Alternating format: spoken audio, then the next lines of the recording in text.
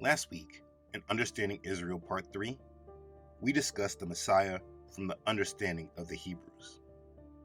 In that part of the series, we stressed the importance of making sure that our knowledge of Messiah is not influenced or tainted by the influence of Hellenization.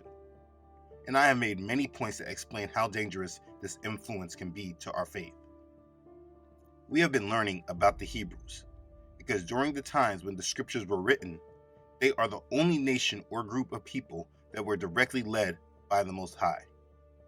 They are called his chosen people because he chose this small group of people to represent himself to the rest of the world. The ways that he led them are crucial to understand so that we are not deceived and led in other directions by those who say they are now the keepers of the covenant. So this series is highly important in making sure that the foundation of understanding our faith is based upon proper roots and branches. Now, as we analyze what's going on today, we can see that at some point the enemy will come against this truth as he uses his agents of controlled opposition to steer the conversation in the mainstream.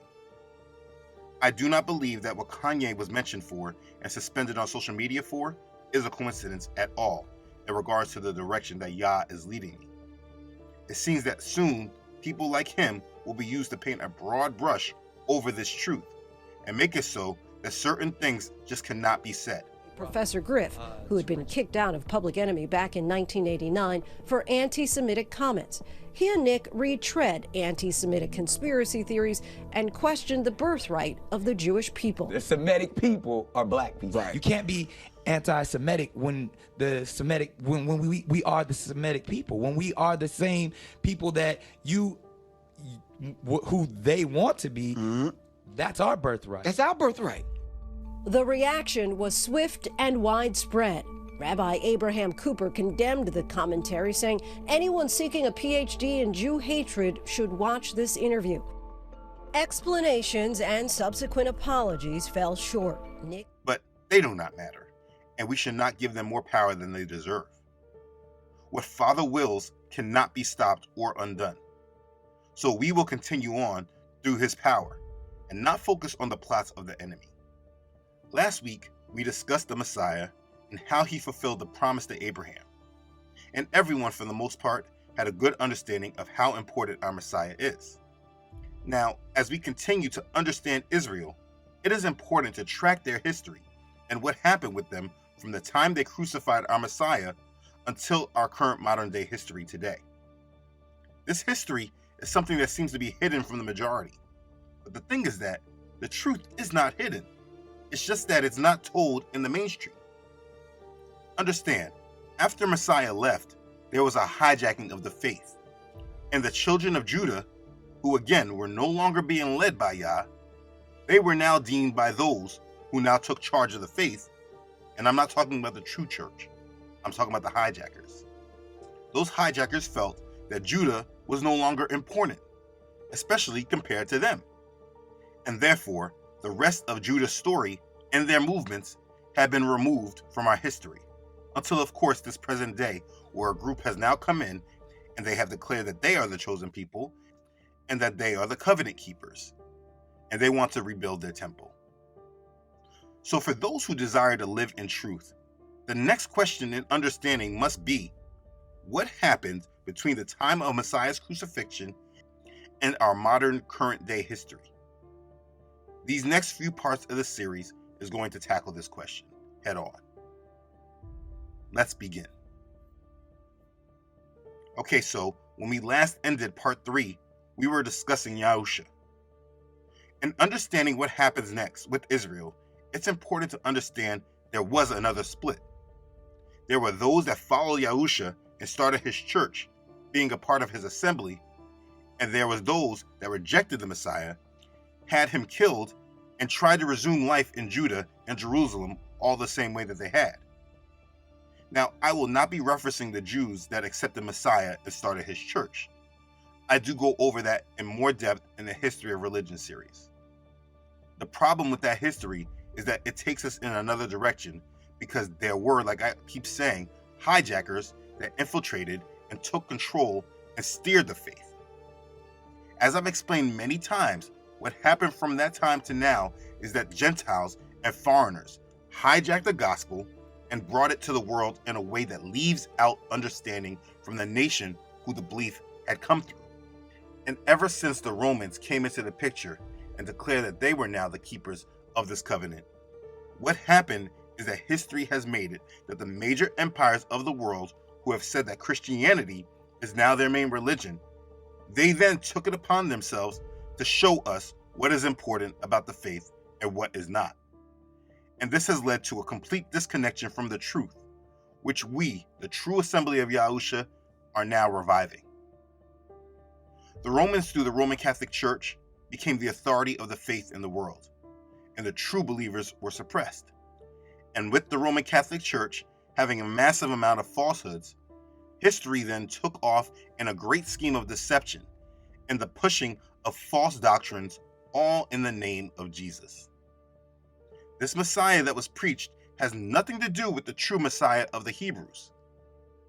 And then we look at history since the Roman Catholic Church, and we see more deception and hijacking of the faith, from the Knights Templar, who claimed to be knights for Messiah, but actually satanic devil worshippers, where Freemasonry stems from, then through the period of the Renaissance, which was a period of mass deception in the world that literally changed history, and they whitewashed it, and they got rid of any true historic fact, and then they repainted and rebranded our faith, which is where we get Caesar Borgia to be Jesus. And this was the dominant image and reflection of the faith for centuries up to this day. Grandmasters of the Priory of Sion, like Leonardo da Vinci painting the Sistine Chapel in the image of what they want us to see God as. But that is not Yahuah and has nothing to do with the Hebrews. This is just a spreading of falsehoods. And then we have the Holy Roman Empire conquering the world in the name of Jesus, making all nations submit to the church, bringing many nations into the belief of a tainted Messiah that has nothing to do with the true Messiah of the Hebrews. Then, as we continue through history, the Church of England gained dominance, and using their doctrine of ineffable name and replacing Yah's name with titles, knowledge of Yahuah and his great name was severely suppressed. And while they reduced the world from knowing our Creator, they also at the same time financed the oppression of Yah's true chosen people, wiping their history from the world and replacing them with another. And lastly now, we get to the American church, who claimed to be a Christian nation from the beginning, though they severely oppressed Yah's chosen people, and in the formation of the country, they were completely led by Freemasons. And that's just a brief summary of the history of the world. And when you put all of that together, at this current time, there is now a complete misrepresentation of the truth. And now we have many people all over the world that believe in a false, tainted, misguided way, or we have many people that see the hypocrisies, they see the lies, and they don't want any part of it. And through any of these two outcomes, Satan keeps gaining ground. So what we all need to understand is that time period, since the Romans took control of the faith, the true faith that came from the Hebrews, is now built upon mass deception. And all of that is just a discussion by itself. So what we will do is forget all of that for a second and focus on Judah and what happened with them. So we will continue on discussing Judah. Okay, so it should be understood that the Jews had Yahusha killed. When the Jews brought Yahusha to be crucified, Pontius Pilate did not want to carry it through. But the Jews insisted, and what you will hear needs to be at the foundation of your understanding of what happened to the Jews. We will read from Matthew chapter 27, verses 22 through 26. Pilate said to them, "What then shall I do with Yahusha, who is called the Messiah?" They all said to him, "Let him be crucified." Then the governor said, "Why? What evil has he done?" But they cried out all the more, saying, "Let him be crucified." When Pilate saw that he could not prevail at all, but rather that a tumult was rising, he took water and washed his hands before the multitude, saying, "I am innocent of the blood of this just person. You see to it." And all the people answered and said, "His blood be on us and on our children." Then he released Barabbas to them, and when he had scourged Yahusha, he delivered him to be crucified. You see, when they crucified him, they said Yahusha's blood is on them and on their children. They had his innocent blood shed and put it on themselves and on their children. So the death of the Messiah is fully claimed on them. And it should be a foundation of your understanding of what happens from here on out with Judah. If you ever go back to the curses in Deuteronomy chapter 28, please remember I illustrated this chapter in this video. If you have not watched it, please do so. But you can now know for certain, based on the Jews saying that they can put the blood of Messiah on their hands and on their children's, you can now know for certain that the children of Israel are under the curses and not the blessings. The children of Israel are all cursed, and that is real. They will not be the head, but the tail. And the only way out from these curses is Messiah. So after Messiah's resurrection and ascension, the Jews who believed in Messiah were being persecuted along with the Gentile believers. Now, it's important to distinguish. The Jews who rejected Yahusha did not face this persecution. There was a growing separation. The event that finalized this was the Jewish war that resulted in the destruction of the temple and the end of animal sacrifices. Flavius Josephus was a Roman Jewish historian who wrote the Jewish War. He shows how the prophecy of Yahusha came true, the prophecy about not one stone of the temple left standing. And this happened after the War of 70 AD. The events of 66 to 73 AD brought untold suffering to thousands of Jews. The temple and sacrificial system was ended. The Roman governor appointed over Judea in 64 AD was Gessius Florus. He was said to be a corrupt and cruel man. After he raided the treasury of the temple in Jerusalem, the resentment of the Jews was at a boiling point. The Pharisees joined forces with a rejuvenated zealot movement in organizing a revolt. Herod Agrippa II urged the Jews to be at peace, but he was rejected. He stayed loyal to Rome, not the Jews. A rebel Jew named Menahem led a band of men to capture the Roman military fortress at Masada, near the Dead Sea. Then, using the weapons from Masada, he went on to capture the Roman garrison in Jerusalem, next to the temple. Menahem was killed in 66 AD. The early success of the rebels caused a revolution fever to spread throughout Judea. Many expected a complete victory, as in the days of the Maccabean revolt, more than 2 centuries earlier, like I spoke about in part 2 of this series. Victory seemed to be guaranteed in November 66 AD, when the rebel Jews defeated a Roman legion sent from Syria. But this revolt was not led by the power of Yah. You must understand that. They were not covered and moved through the power of Yah. Rome proved to be more powerful than those revolting against it. The Emperor Nero sent his best general, Vespasian, with 3 legions from Rome to Judea. They arrived in Galilee in early 67 AD and began taking it down. Vespasian's forces began consolidating their gains and approached Jerusalem. The war was briefly interrupted by Nero's apparent suicide. You see, Nero was declared an enemy of the people and then was sentenced to be put to death, but he killed himself before this happened. There was then civil unrest in Rome after his death.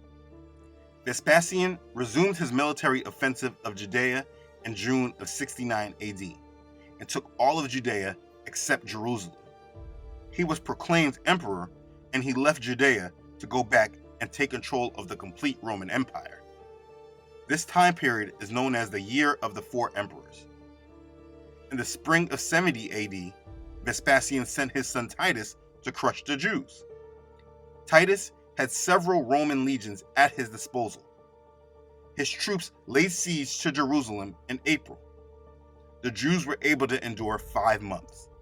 The last animal sacrifice was offered on the great altar of the temple on August 6th. The temple was burned on August 28th, 70 AD. The destruction of the entire city soon followed and was made into heaps of rubble by the end of September. It is reported that after the fires cooled, the Roman troops literally pried apart the stonework of the temple in order to retrieve the gold that had melted between the cracks. This was the fulfillment of Yahusha's prophecy in Matthew chapter 24. The Romans then proceeded to subdue the 3 remaining rebel fortresses. The last one was Masada, which fell in May of 73 AD, after its defenders committed mass suicide. The Romans ruled Judea with an iron fist, treating it as occupied hostile territory. After the loss of the temple, everything changed for the Jews. They had no way to properly worship Yahuah. The Sadducees and the priesthood disappeared as factors in society. The Pharisees dominated the belief of the Jews, and a new Sanhedrin, which is an assembly of appointed rabbis, this was established, and they mainly functioned as an institution to study the scriptures. The synagogues continued to be the institution by which the religion of the Jews was sustained. Now understand, remember, these Jews rejected Yahusha. So for the Jews, there was no tolerance of what we label as the Christian movement any longer. The Jews were without a temple and rejecting the message of Yahusha. They had become a religion without its heart and soul. Many of the Jews fled south from the Roman Empire. They were no longer the stewards of Yah's kingdom. And that's important to understand. Emperor Vespasian issued an order that to ensure that no member of the royal house should be left among the Jews, all descendants of David should be ferreted out. And this resulted in a further widespread persecution of the Jews. He ordered the execution of all who were of David's line. Now, after the first Jewish revolt, that was not the complete end to the turbulence for the Hebrews, but it was a major turning point for them. You see, the Hebrews before that time were allowed by Rome to be their own sect of religion, and they were allowed to worship Yah without interference. After the first Jewish war, that all changed for them. They never again enjoyed the support they had from Rome. Because of this, there was consistent fighting and rebellion against Rome by the Hebrews. If you want to research this on your own, you can look for the Jewish wars during the time period of 66 AD to 136 AD. The Hebrew revolts developed into full-scale fighting, and in the year 132 AD, we have what is called the Second Jewish Revolt. Tinius Rufus was the Roman governor of Judea at that time. Jerusalem was still in ruins after the first Jewish revolt that led to the destruction of the temple. Emperor Hadrian at that time wanted to rebuild Jerusalem as a Roman colony. He wanted to assimilate Jerusalem with Rome's already traditional pagan culture. So he dealt harshly with the Hebrews there. He placed many restrictions on their way of life, like banning circumcisions. This led to a revolt by the Hebrews led by Simon Bar Kokhba. They were crushed by the Romans, and Emperor Hadrian wiped the province of Judea off the Roman map, renaming it Syria Palestina. This is where we now get Palestine from. He renamed Jerusalem Aelia Capitolina after himself and rebuilt it as a typical Roman town. It would be this way until the 7th century when the Arabs conquered the city. Either way, the Hebrews were not even allowed in the city except for one day a year, Tisha B'Av, which is regarded as the saddest day in the Jewish calendar. Okay, so as we track the history of the Jews, this is where things get choppy, because they were no longer working through the power of Yah any longer, and Yah was no longer their source. They were their own source. They were a nation who had a culture of following Yah, and since they rejected the Messiah sent to them, they were not fully in his will. Their ways were more of a culture than a religion, very much how church today is more of a culture than a full belief. It could be compared to what we read in 1st and 2nd Kings and 1st and 2nd Chronicles, when Israel and Judah split, and then they had different kings that did evil in Yahuah's sight. Only now, Yah served his initial purpose for Israel. He fulfilled his promise to Abraham, and through Yahusha, he gave a way to atone for their sins and be redeemed to him. Through his prophecy, we know that he is not done with Israel and Judah, but this time for them was not to come until the time of the Gentiles was fulfilled, which it looks like we are coming to that time today. So, in tracking Judah, or the Jews, It all depends on the history that you follow and believe in. There is historic record, and then there's mainstream belief. But I will go through the historic account rather than the mainstream that everyone believes. But now this is on you and what you believe in. You must use your own discernment.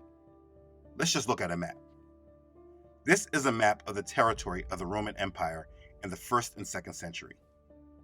What you have to do is you have to decide whether you believe that when the Jews fled Judea after the revolt, that they headed north into more of the Roman Empire where the Romans were the strongest, or did they flee south into Arabia and back down through Egypt towards Ethiopia where they already had a relationship with the people there? You see, mainstream history wants us to believe that they went north through the Caucasus Mountains. But as we dig even more into history, we will see that this was not true for the majority. And from this historic account, we'll see that when people want to say that the Jews were not African, this part of the evidence will be the first part where people are able to understand why that claim of the Jews coming from Africa is actually correct. Looking at this map, where does your discernment tell you that the Jews would have fled to when they were fleeing Roman persecution? Now, like I said, there is much evidence of the direction that the Jews did flee. History shows that thousands of Jews migrated to Egypt and Arabia. The persecutions and restrictions imposed on the Jews were so great that a large number of Jews fled into Arabia. During the 1st, 2nd, 3rd, 4th, and 5th centuries, what is now known as Judaism was politically powerful in Arabia. This power was predicated on trade. There were many Jew kings. We had Abu Kariba, Masruk Abraha, and most notably, Du Nuwas. The country of Yemen at one time was a stronghold of Jew kings. By the early part of the 6th century AD, Jew power in Yemen reached its heights. This was the time of the golden age of the Jews in Yemen, never to be achieved again. They were conducting international trade of commodities with the East and West. There were a number of Arab converts to Judaism that intermarried with the original Jews. Du Nuwas was one of these Arabs who converted to Judaism. He was the king of Yemen around 500 AD, like I said, the 6th century. The Jew sages, also known as scholars, were invited to teach Judaism to the people in Yemen at large.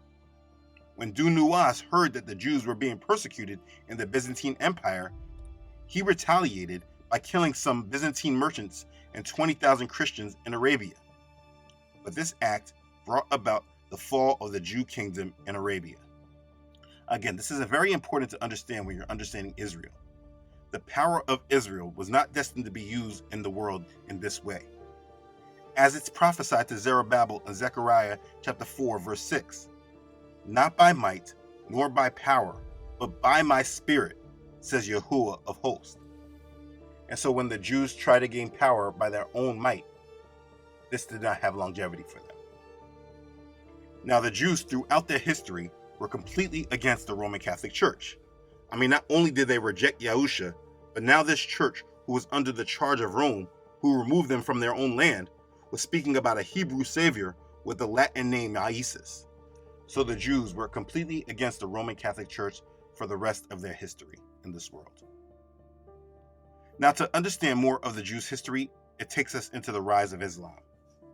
You see, before the rise of Islam, in what we now know as the Middle East, there was a mixture of people in this land. There were the pagans who did not fall under the following of the Roman Church yet. There were the Christians from Rome. And like I just explained, there were the Jews who fled. History leaves this information out for multiple obvious reasons, but it's very important to understand the history of the Jews and their influence to Islam. At the time of the birth of Muhammad, the Roman Empire was divided into two parts: the Western Empire, with the capital at Rome, and the Byzantine Empire, with the capital at Constantinople.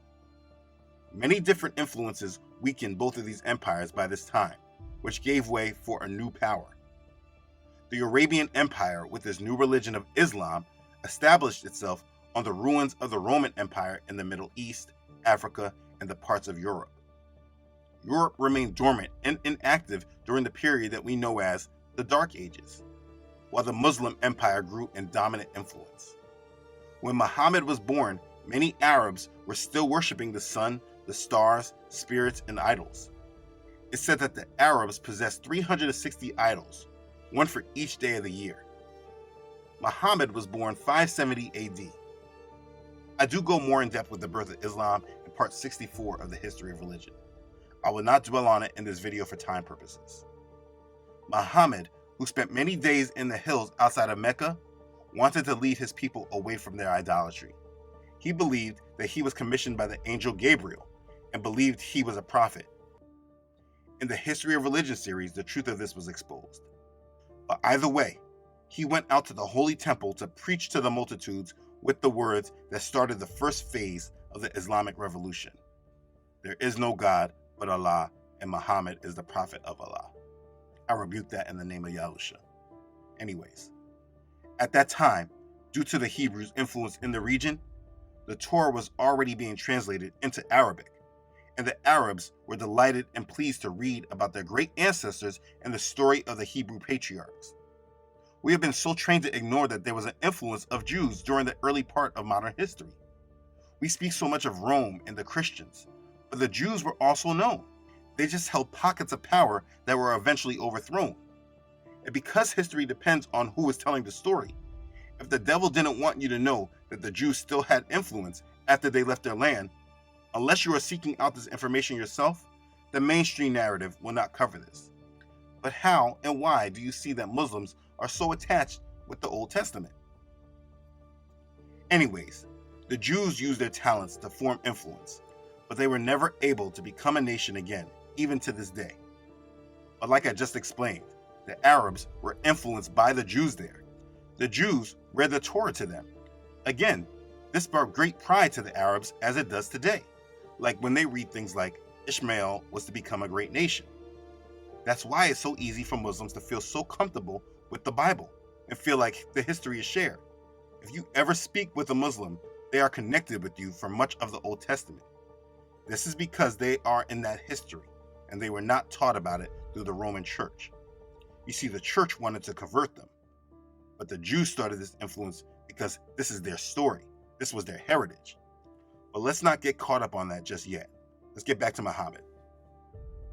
Muhammad masterminded the first stage of his revolution by undermining and discrediting already established beliefs and customs and questioning other political, social, and religious institutions. When he returned to the city of Mecca, the opposition intensified against him. A law was enacted that anybody who accepted Islam would be exiled. Leaders of Mecca conspired to assassinate him. This motivated him to flee from Mecca to Yathrib, later called Medina, the city of the Prophet. This flight is known as the Hijra. In Medina, Muhammad found the inhabitants there were more hospitable to him and his new religion.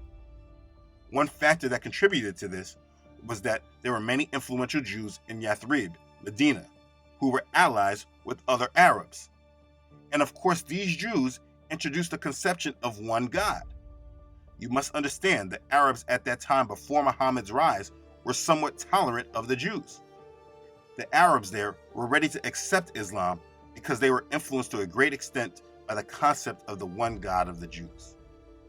Eventually, Muhammad was proclaimed ruler of the city of Yathrib, and in his honor, the name of Yathrib was changed to Medina. In the creation of Islam, Muhammad adopted many principles and law from the belief of the Jews. First and the biggest of all, the main idea of monotheism, the belief in one God that only Israel held. Muhammad also adopted the main details of the Jewish calendar, the Day of Atonement, the Sabbath, and many other parts of the Torah. Muhammad sought to even convert the Jews in Arabia to Islam, but this did not occur. So this transformed the high esteem that Muhammad held for the Jews to enmity, and instead of allies, he looked at them as competitors. He needed the confirmation of the influential Jews to validate his mission, and being that he did not receive it, he then turned against the Jews and became their tormentor. Muhammad tried to construct his religion as closely as he could to the belief of the Jews by accepting many of their laws and traditions, which is why, again, you find certain similarities. This is not just a coincidence or evidence of their God, but just because of the influence of the Jews. This is a big reason why this history is left out today. But either way, the rise of Islam was the dominant power in Arabia, and Muhammad was in control. And when the Jews refused to convert, he commanded his followers to stop turning to the holy city of Jerusalem in prayer, but rather to the city of Mecca. He changed the Jews' Day of Atonement and started the month of Ramadan. He changed the Sabbath from Saturday to Friday.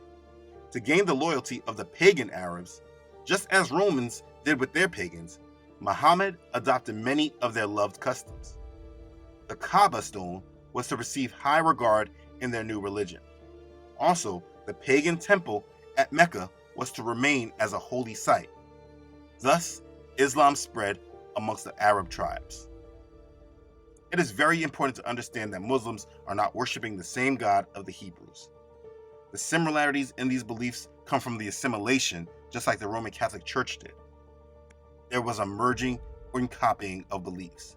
History shows it was not authentic like as the Bible speaks of with the history of the Hebrews. You see, Yah spoke directly to the Hebrews. He commanded them, and he gave a lot of prophecy. And in the Bible, we see a lot of the history. No other belief is likened to this, though it is obviously continuously tried. This is able to happen due to ignorance and lack of knowledge and understanding. This happens when people look at the surface level without digging any deeper. They just look at names. Like in reference to Jesus. There are many references to Jesus in the Quran. Muslims honestly believe that Jesus of the Bible is the same as their Jesus, Isa, in the Quran, which is another reason why I use his Hebrew name and separate from the Hellenized influence, because it takes away from the confusion. Yes, in their holy book of the Quran, they speak many times about Jesus, but I have reviewed this information in depth in part 65 of the History of Religion series. I specifically break down the difference between the Jesus of the Bible versus the Jesus of the Quran. They are not speaking of the same Messiah that was sent to the Hebrews. They are just using the same name. But in understanding this all in full, you can see why there is so much confusion in the world, because it's not often spoken of how much influence the Hebrews had on the religion of Islam.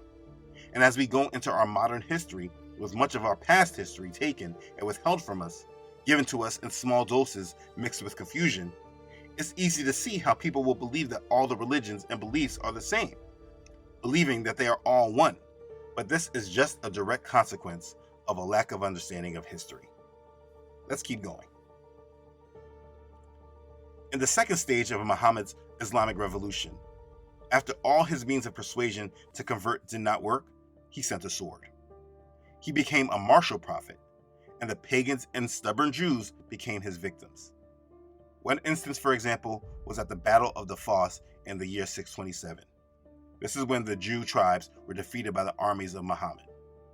700 Jews were gathered in the marketplace and offered the alternative, the Quran or the sword. But the devout Jews were accustomed to martyrdom. They did not hesitate in their choice, and they were executed. This is just history, and if you research this for yourself, it can help confirm to you the direction the Jews took when leaving their land. After the death of Muhammad, there was a rapid spread of Islam in the area of what we now call the Middle East. The Jews fled this area and went south into what we now call Africa. Now, there is much more information that we can discuss that can be provided on all this. But to show some proof of this, let's look at this map of Africa made by Imam Bowen in the 17th century. First off, this area is called Negroland, which says a lot.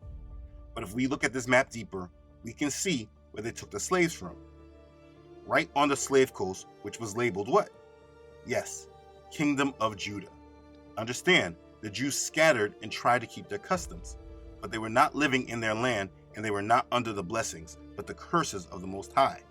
And they were betrayed by other inhabitants of the land that did not share the customs, and they were captured and then given to the slave traders. For me, I keep this map framed in my home because it's always a reminder that these people knew who they were taking when they captured and gathered their slaves. It was never random, like they want us to believe. This was all according to the curses of Deuteronomy chapter 28. People want to deny this because this information today has been so compounded with false information. But this is why this history has been kept and not made clear at all, even though we were given such long educations. But again, this information may be hard to swallow for those holding on to the world narrative of things. And Yah willing, there's much more to discuss. But I got a little ahead of myself when discussing that map. We can discuss more of this history, Yah willing, in the next part of the series. For now, let's summarize what we just learned in this video. Here are the most important points to know in understanding Israel, part 4. Number 1. In understanding what happens next with Israel, it's important to understand there was another split. There were those that followed Yahusha and started his church, being a part of his assembly, and there were those that rejected the Messiah, had him killed, and tried to resume life in Judah and Jerusalem all the same. Number 2, Gentiles and foreigners hijacked the gospel and brought it to the world in a way that left out the understanding from the nation who the belief has come through. Since the Romans came into picture, history has made it that the major empires of the world who have said that Christianity is now their main religion have decided to show us what is important about the faith and what is not. And this has led to a complete disconnection from the truth, which we, the true assembly of Yahusha, are now reviving. Number 3, when the Jews had Yahusha crucified, they said Yahusha's blood is on them and on their children. They had his innocent blood shed and put it on themselves and on their children. So the death of the Messiah is fully claimed on them, and it should be a foundation of our understanding of what happens to them from that point on. Number 4, after Messiah's resurrection and ascension, the Jews who believed in Messiah were being persecuted along with the Gentile believers. The Jews who rejected Yahusha did not face this persecution. There was a growing separation. Number 5, in the spring of 70 AD, Vespasian sent his son Titus to crush the Jews. Titus had several Roman legions at his disposal. His troops laid siege to Jerusalem in April. The Jews were able to endure 5 months.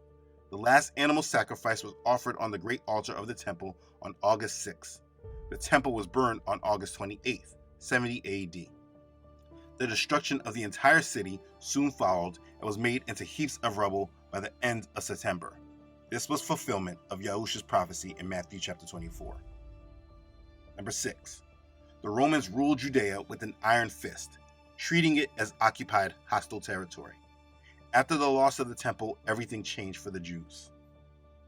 Number 7, the synagogues continued to be the institution by which the religion of the Jews was sustained. For the Jews, there was no tolerance of what we label as the Christian movement any longer. The Jews were without a temple, and after rejecting Yahusha, they had become a religion without its heart and soul. Many of the Jews fled south, away from the Roman Empire. They were no longer the stewards of Yah's kingdom. Number 8, Emperor Vespasian issued an order that to ensure that no member of the royal house should be left among the Jews, all descendants of David should be ferreted out, and this resulted in a further widespread persecution of the Jews.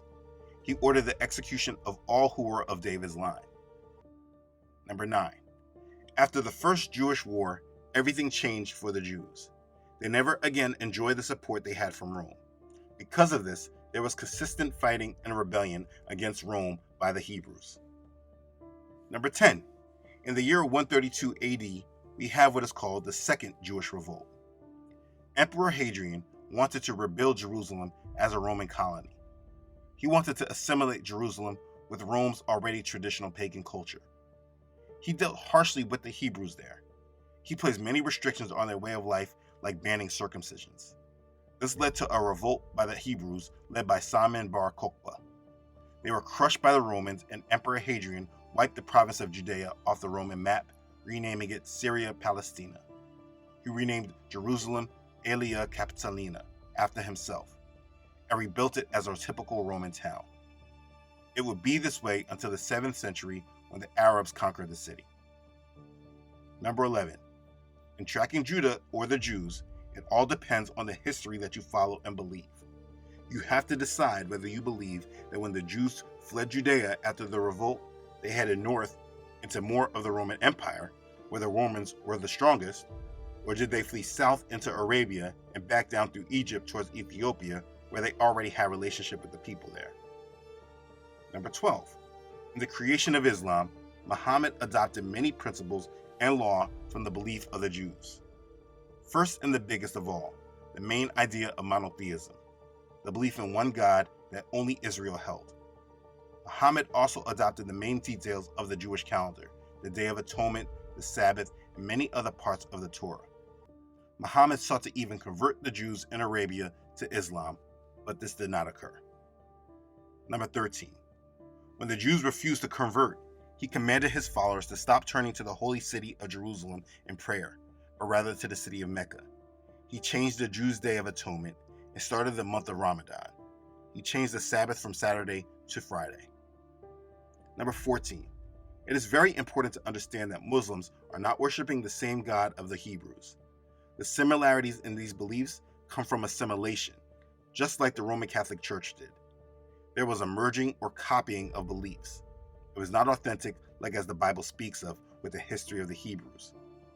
Yah spoke directly to them and commanded them. He gave them prophecy, and the Bible gives a lot of history. No other belief is likened to this, though it is obviously continuously tried. Number 15. In the second stage of Muhammad's Islamic revolution, after all his means of persuasion to convert did not work, he sent a sword. He became a martial prophet, and the pagans and stubborn Jews became his victims. One instance, for example, was at the Battle of the Foss in the year 627. Number 16. After the death of Muhammad, there was a rapid spread of Islam in the area of what we now call the Middle East. The Jews fled this area and went south into what we now call Africa. And that is a recap on important historic understanding for you. Most people like to deny many truths today that are not popular. Today, at this time, where we live in an age where lies are able to be spread as unchallenged truth, it makes it much easier to live in the bubble that you prefer. But this is not living in truth. It's just comfortable ignorance or plain out accepting lies. History has been kept from us and taught to us in schools not in a way to keep us informed or to keep us empowered with knowledge, but to keep every one of us indoctrinated in their belief system and how they say the world really is and how our faith should interact with it. As we move towards the day of Yahuah, we must hold on to the truth and live through it with every fiber of our being. As Proverbs chapter 12 verse 22 says, lying lips are an abomination to Yahuah, but those who deal truthfully are his delight. And so we must deal truthfully and live in truth, because as Yahusha says in John chapter 8 verse 32, and you shall know the truth, and the truth shall make you free. In these last days, we are actively preparing ourselves for our true King, and we must prepare ourselves as a bride with our lamps full of oil. There are so many different influences that want to steal your attention away right now, but we all must focus on our Messiah and his word, and we must shake off the shackles of lies and bondages we were born into and indoctrinated in. As we finished part 4 of the series, you have now understood the importance of Israel. You have understood what they did to Messiah, and now you also understand what happened to them after their grave sin. When you understand this history, the next part in understanding their identity in modern history makes more sense. These people are scattered all over the world, and Yah is not done with them yet. For all those who are part of Yahusha's assembly and living as a servant to him, it's imperative that in these last days you live in truth, because the enemy is about to grow much stronger and bolder in his lies. It is important that we all understand who we are as believers and walk in the power Yahusha has given us. As he told his disciples in Luke chapter 10, verse 19, behold, I give you the authority to trample on serpents and scorpions and over all the power of the enemy, and nothing shall by any means hurt you. Nevertheless, do not rejoice in this, that the spirits are subject to you, but rather rejoice because your names are written in heaven. That's Luke chapter 10, verses 19 through 20. And so it is up to you to walk in that power and stomp on the enemy whenever he comes at you. And if you're not living in the truth, the acceptance of lies will reduce your power and allow the enemy to come against you. Do not allow it. Be strong and war in the spirit and live in the truth. We are in the last days, and you must understand that your power is not in your hands or through your flesh, but it's through the spirit. This is a spiritual war that is now manifesting in the flesh. As believers, you must get serious and activate your faith. These are our days to redeem and be a part of biblical prophecy. Embrace it, and please fulfill the call Yah has on your life. Be blessed. Hallelujah. Praise Yah. Okay. Thanks again for watching. If this has blessed you, please make sure to like it and share it with others. If you haven't done so already, please make sure you subscribe to this channel. Yah willing, I upload every Friday. Don't forget to follow this ministry on Facebook and Instagram, as well as on this website, truthunedited.com. If for any reason you do not see this channel any longer, you can always find this ministry on my website, truthunedited.com. Make sure you subscribe to the email list to always stay connected. Please continue to pray for this ministry. Please know your prayers and support are sincerely appreciated. As always, I want to say thank you to those who have donated to this ministry. Your contribution is a huge blessing to this ministry and helps continue on with this assignment. Your support is a blessing, and I wouldn't be able to continue without you. I'm humbled by your support, and I'm very thankful for you. Thank you. Okay, thanks again everyone for watching. I love you all.